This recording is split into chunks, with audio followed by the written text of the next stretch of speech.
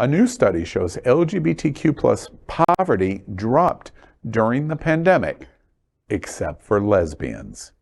According to a new report from the Williams Institute at the University of California, Los Angeles, titled LGBT Poverty in the United States, poverty levels among LGBTQ plus Americans decreased sharply during the COVID-19 pandemic.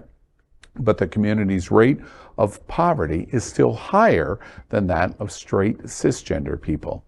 Researchers analyzed data from the Behavioral Risk Factor Surveillance System and the U.S. Census Household Pulse Survey to examine the rates of poverty among LGBT and non-LGBT people during the early days of the pandemic. The Institute found that the proportion of LGBT people experiencing poverty dropped from 23% in 2020 to 17% in 2021. During the same period, poverty declined from 16% to 12% for non-LGBT people. In 2021, poverty decreased for all subpopulations of LGBT people except cisgender lesbians. The most notable declines in poverty from 2020 to 2021 were seen among transgender people and cisgender bisexual women.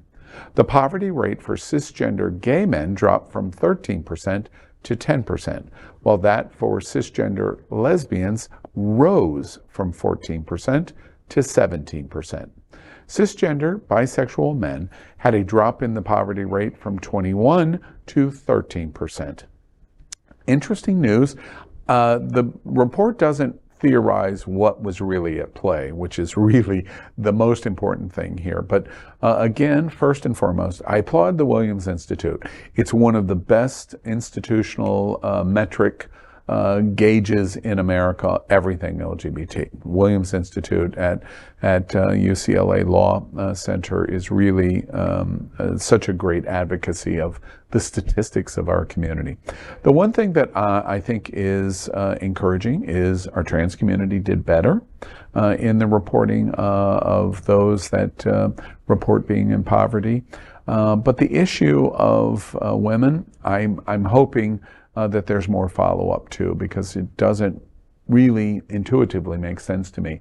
How would the trans community do better, but cisgender lesbians do worse? But that is the conclusion of the report. And this is where Susie Orman really needs to step in and talk to her lesbian sisters and get them on the right path. Yeah, right. Well, I also think it's, the conversation around the pay equity for LGBTQ people in general, the statistics are still very stark. I looked up today that, LGBTQ people as a whole make 90 cents on the dollar, but as we go through our community, if you are LGBTQ and Black, it's 80 cents on the dollar, and if you are LGBTQ and trans, it's 70 cents. And if you are LGBTQ and trans woman, it's 60 cents on the dollar. Wow, 30 cents. Yes. Less. So obviously, passage of the Equality Act and the policies that were passed after COVID, of course, helped lower poverty across the board for many issues. And I thought it was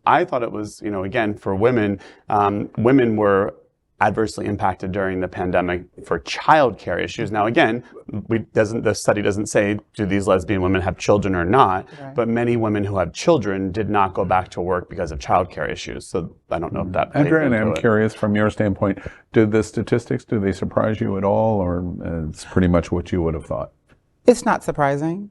But what I will say is trans women are definitely very creative. So right. I know several of my trans sisters across the country who opened up organizations, opened up businesses, and they were just very intuitive, and I guess they were going to find that dollar one way or the other. Yeah. and you're the woman, you're the female representation at the table. Does it surprise you that lesbians did worse in the survey?